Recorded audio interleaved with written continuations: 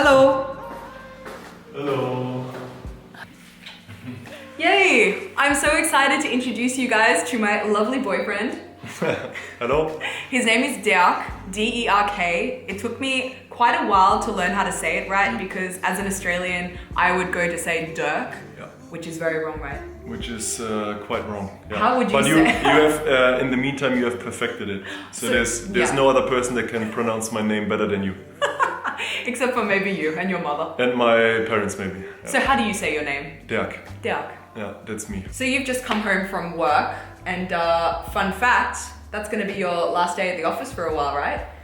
Yeah, at least for this week, it's going to be the last time that I'm coming home from the office because, we ideally should be working from home for the upcoming days and maybe extend it a bit into the future. Yeah, exactly. And also today we got the information that the production will be shut down. So oh my goodness!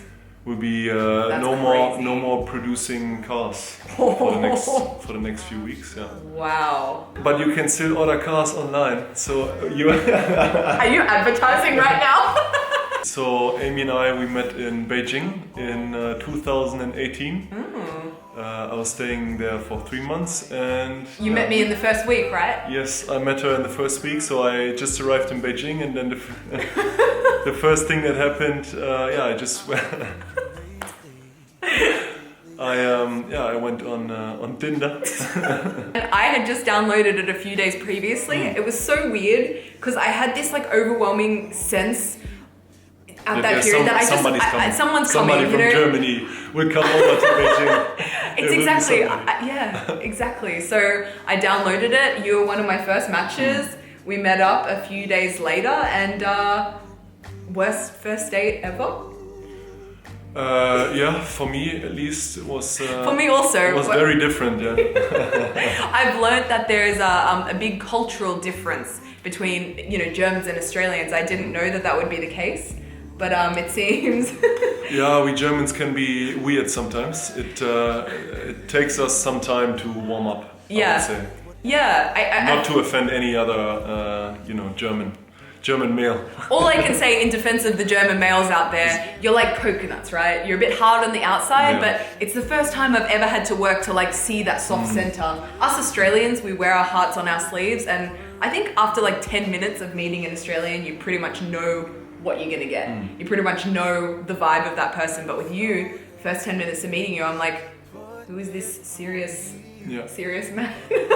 So 3 months later, and essentially like 3 months into our relationship, I think we became like exclusive and officially boyfriend and girlfriend like a month before you left, right? And then you had to leave Beijing. I was sad, but I also didn't want to like end things. Yeah, we found ourselves in the position of being in a long distance relationship. The only way we were going to keep things going after only being officially together for a month was if I went over to Germany and spent some time there. So in November 2018, which was like 3 or 4 months after you left Beijing, I came to Germany. Yeah, so I have to say that it was quite brave of us to say that after such short time, just be at one place, and especially like if you come all the way from China to Germany, it's quite a distance and also quite some investment, I would say, in terms of time.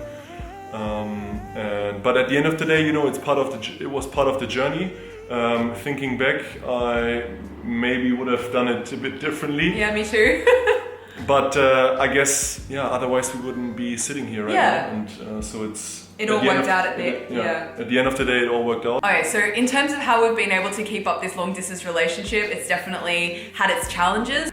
Some people, at least they're based in the same country and they can visit each other on weekends or for short amounts of time between, a 5-day work week that each party is involved in. Our long distance relationship looks a lot different. We have 3 months apart and then maybe like 2 months with each other. So it's a little bit different, and the times apart are really hard, but it's always so nice being back together, and it feels like the honeymoon period is almost like extended a lot longer because every time I see you, it's like magic all again. It's always honeymoon time. I've been in Germany here now for about a month, and I've really 4 weeks. Yeah, and I've really enjoyed. I've really been enjoying all of the time we've gotten to spend together. A lot of good quality time. I always really enjoy coming here to Ingolstadt, especially after I've been in China for a while. Ingolstadt, it's a small town/city here in Germany, and it's definitely a contrast to the busyness and craziness that I experience when I'm in China. So I come here, it's very calm, there's a lot of nature, it's a beautiful town center. Hey, let's give them a tour. Shall we go for a walk around Ingolstadt? For sure, yeah, we should do that. Auf geht's! As I said, one of the things I love about Ingolstadt is it's got so much nature and so many beautiful walking routes. So literally we just go outside your apartment door and we can be in the middle of a forest.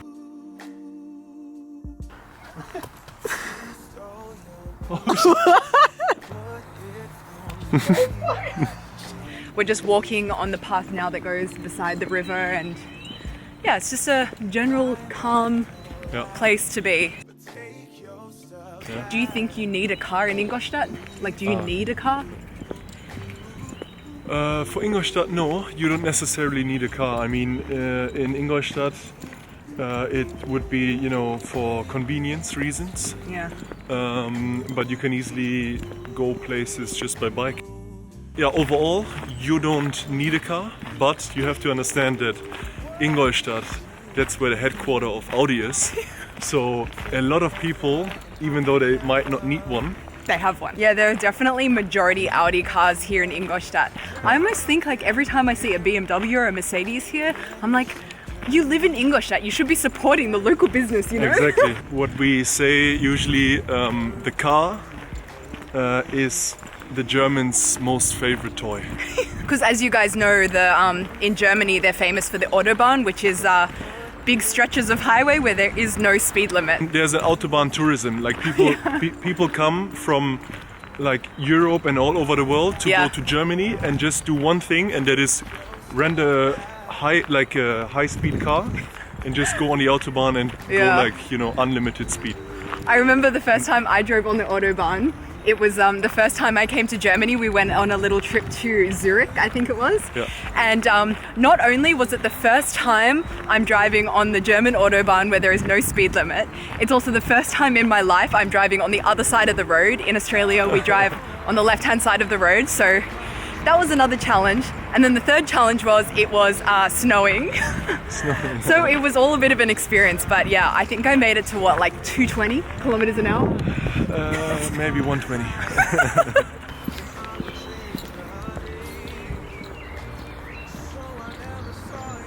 Here we are in Ingolstadt town centre. I think it's really cute. I love all of the colourful buildings here. And it changes so much depending on whether you're here in summer or winter. In summer, everyone's outside and it's super social. In winter, you don't see hardly anyone. It's a transition season now, I'd say, but it's a very ghost town because of the current situation. As you can imagine, there are a lot of shops closed. But I know one shop that should be open. Which is? Kebab. Kebab. und Tomat.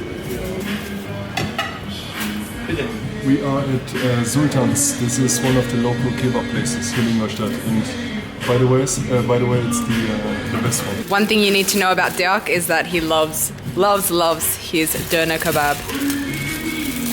Schmeckt? Sehr gut. This here is our favorite cafe, Cafe Anna, and in summer they have beautiful outdoor seating here. It's so nice. They have the best bread here.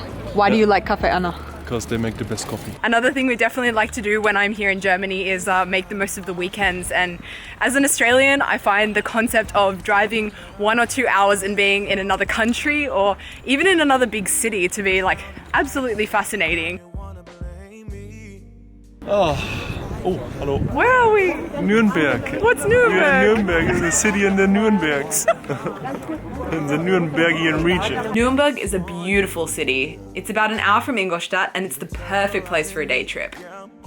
Yay! We are in Berlin, the German capital. Here is Brandenburg Gate. Yes. Nice, huh? Nice, very nice. We are at the Berlin Wall. What are you most excited about being in Berlin? I'm most excited for Döner. Why is there so much Döner here in Berlin? First of all, Döner is really good in in Berlin, and I guess the reason is because there are many Turkish immigrants here. Oh yeah. And they made it quite a big thing, Döner. We had so many Döner in our 2 days in Berlin. I lost count at some point. But we aren't the only ones who love Döner here. Check out this queue for Mustafa's Gemüse kebab. Crazy. How does this one compare to the other 4 we've had? It doesn't really matter where you get your Döner from. It's all good. They're all a 10. Minimum 10. What about you? I'm excited about the currywurst, of course, also food related. Yeah. Why is that? Because I think it tastes nice.